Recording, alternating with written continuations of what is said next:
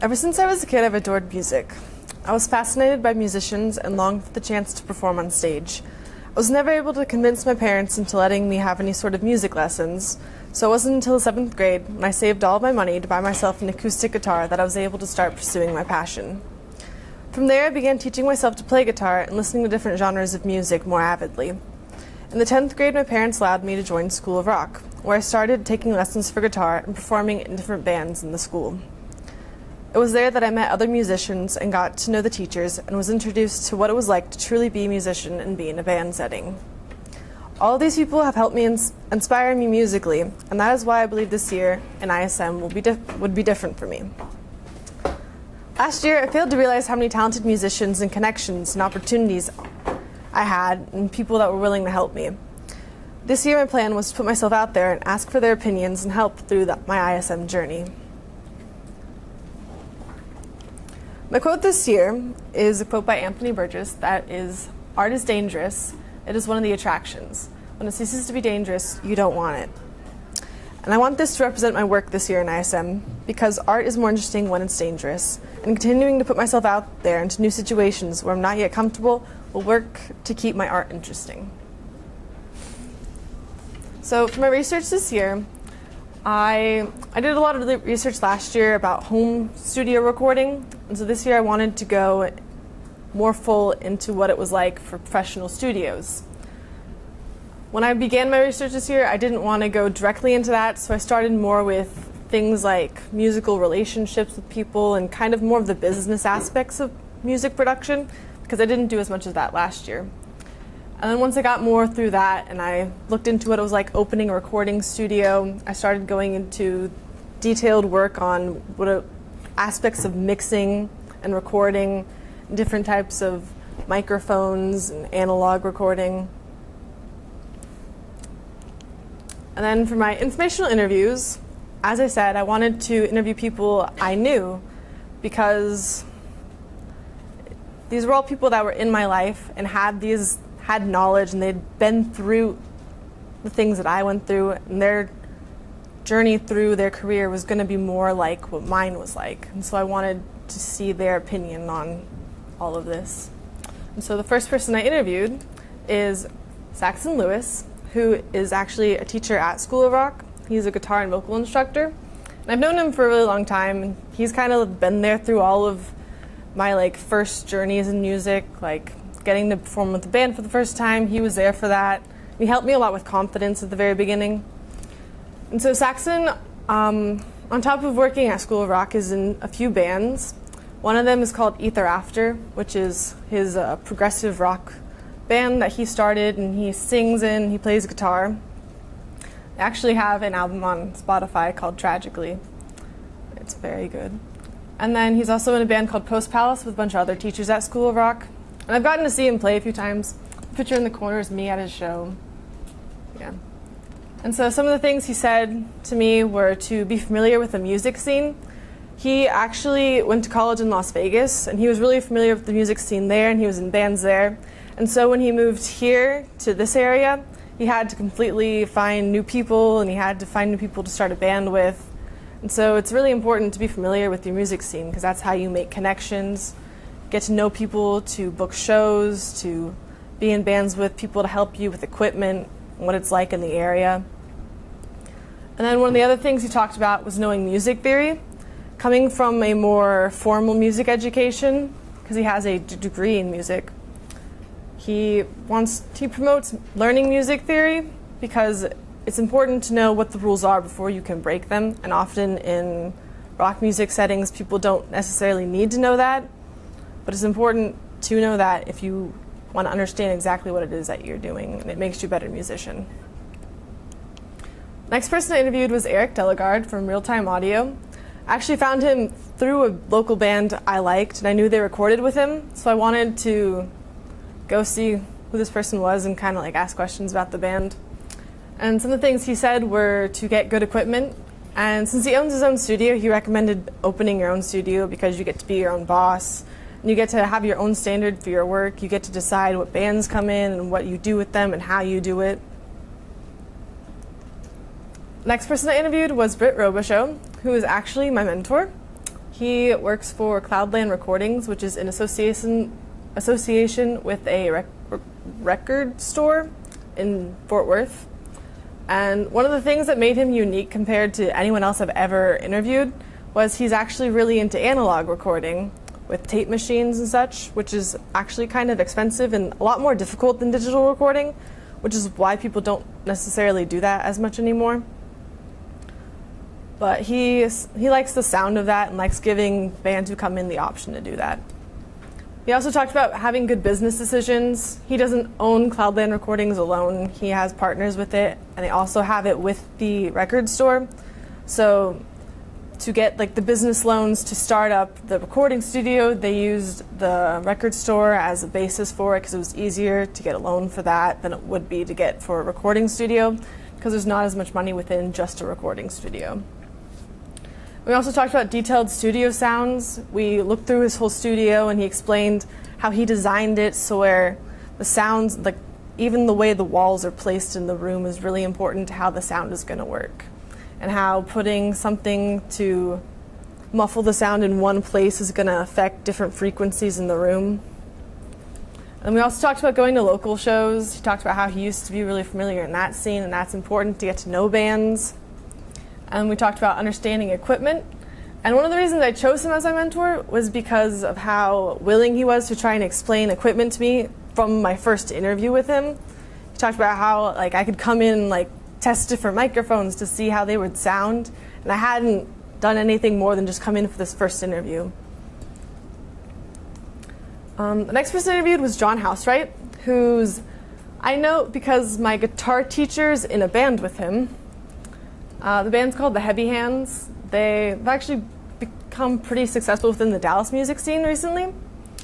And John, the reason I interviewed him was because he is a full-time musician. He just does gigs to pay his bills. So on top of being in this band, he does cover shows all the time. And we talked a lot about what his like daily week is like, and talked about how basically Monday, Tuesday, Wednesday he doesn't do anything, and he kind of plans shows and he books shows and he talks to people throughout those days. And then Thursday, Friday, Saturday, and Sunday he has shows booked as much as possible. And so since it is just him, he talked about how he has to be stubborn and persistent. He has to talk to a lot of people to try and get himself shows. And so being able to push yourself to do that is really important. And he also talked about overcoming self-doubt. Since it is just him and it's music and it's a personal thing, he has to overcome the fear of people judging him. And then we also talked about what it was like in the Dallas-Fort Worth music scene, on cities compared like Dallas to Fort Worth to Denton, and where the money is in getting shows in those places. Last person I interviewed was Brat Cantrell, who's also works at School of Rock. The reason I interviewed him was because he also does music production in the Denton music scene, and he's in a lot of bands as well, so he's kind of all over the place and does everything. Like at School of Rock, he teaches drum and bass and keyboard, so he's not just one person, he does lots of stuff. And one of the things he talked about was how it wasn't a money-making business, but there are plenty of benefits other than that, because he loves doing what he does, and he's busy all the time, and he does lots of crazy stuff. But it's all really rewarding.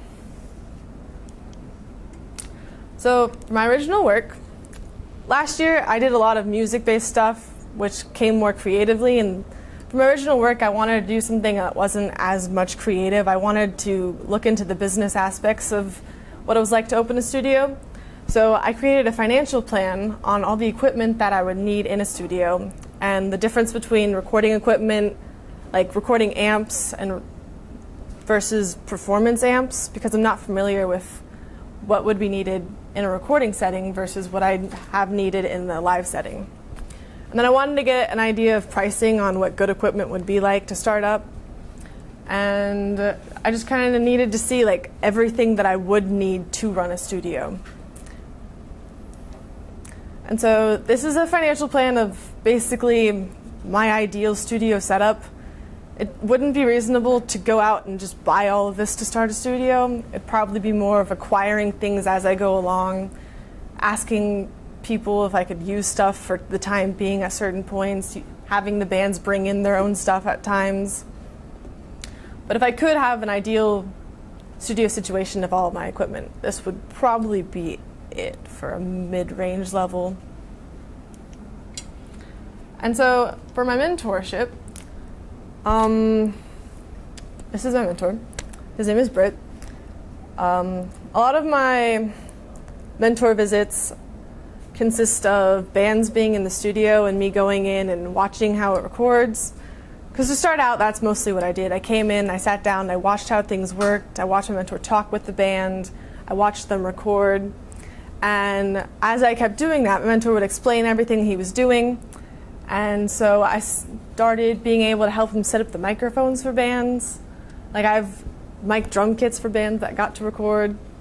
And that's really important. Things like microphone placement and where you're going to put it, and sound checking the instruments. Because microphones can be very difficult, especially if you have a lot at the same time. They go into something called phase, and then the sound's wrong.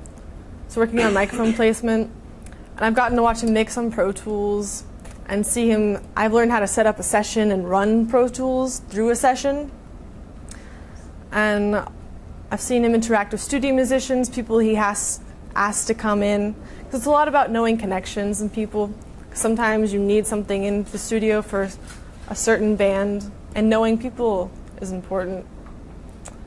And then I've gotten to see him use the analog recording. I've never gotten to do as much hands-on with that, but it's a lot more difficult. And then getting to see him interact with bands is really important. I wouldn't consider myself a very social person, and watching how he reacts to different bands with different personalities is really interesting. Because different bands all have different personalities and they all seem different, but he adjusts to every person that comes in to make sure that they feel comfortable being in the studio. And so I think that's something I definitely need to work on. So for my final product this year, I wanted to focus on recording and mixing like I did last year for my ISM, but I wanted to do it more to the professional level. And so last year I didn't really utilize my mentor in the sense of helping me with everything. I kind of wanted to do everything on my own to figure it out and go at my own pace. And so this year I really wanted to make my mentor a big part of my final product. And so I asked him if I could use his studio. Well, actually he offered to let me use his studio to record a full album for my final product. And so he would oversee the entire process of running the session, putting everything together, and I would get to help along and move everything. And I also had to find a band with a full album to record in the studio. And so for the person that I asked to record their album is one of the people I work with at School of Rock, who has a full solo album I knew of. And it's a musician in my life that I've looked up to, and he's influenced me and helped me through. And he's told me that if I ever need anything that I could ask him. And he's an experienced musician. He's performed in tons of bands before, and he's recorded before in a studio, so that wouldn't be a new experience for him. He would kind of know how to be a musician in a studio setting. And he plays lots of different instruments, and I wanted to give him the opportunity also to record because he is someone who was important in my musical journey. And if I could choose someone to give them something for this, I wanted to be able to do it for him. And so to set up the recording date, I had to talk with him about what he had to record, how many songs he had, what kind of instruments he was recording, and then I had to talk to my mentor about all that to make sure everything was going to go fine between everything. Then we had to find dates in the studio that everyone was going to be able to record. Because it is a solo album, we had to find other people to play all the instruments that he wasn't going to play so we could record it live in one take. So we had 2 days in the studio, and the first day was live recording. We had a drummer, a bass player, and a rhythm guitarist, as well as vocals, record the first day. And we had everyone in the same room recording at the same time, and the amps were in a separate room, isolated, so all the microphones were going to pick up just one thing so they could all be adjusted as needed. And so the first day we recorded every song like that. And then the next day was overdubbing. The person who was going to come in for lead guitar couldn't come in the first day. So the second day we went through all the songs again, and he played alone to all the songs, overdubbed all the lead lines of the guitar. And then when you record vocals, you normally do scratch vocals in the live setting, which are just there to kind of give everyone cues when they're playing. And so on this day we also went in and we did the actual vocals, so the sound could be isolated and adjusted as needed. And then we added in synth parts and anything that as we went along Zach wanted to add into the songs. Also, a part of this, my mentor does a lot of like mixing as you go along, kind of like this is an obvious mistake that we should fix now kind of stuff. And also getting to see the musician feedback of asking everyone, like, do you like this part, or giving suggestions to certain parts in music I got to see. And since I know the musicians and my mentor, it was nice getting to like be inside both of their heads. And so after all the mixing is done for the album, I'm gonna need to like put it together and kind of see what it's like to create a finished product for it. And this is a picture from the studio. That Zach is the one on the piano right there. This was mainly how the setup was. And then the two back doors are rooms that have the amps in for the bass and the guitar so that they don't bleed out into the drum mics. And I got to mic everything and set everything up. And so for the future, after ISM, I do plan on going to UNT to kind of stay within this music scene because I am already familiar with it. I know lots of people. I plan to major in business and minor in music, so I'll be able to open a studio like a business. And I work at School of Rock currently, and so I plan to do that throughout college to keep the music within my life. And in college, I plan on opening a home studio to start out with, and plan to record local bands, and just become known as someone who could produce music for you and record it. And after all that, I hope to open a professional studio and actually like have a building set aside. And since I'm also getting a business degree, I always wanted to open a music venue, so I hope somewhere within there I can do that.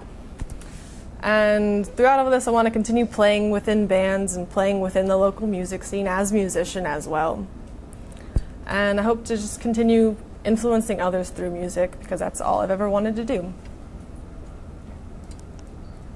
Thank you.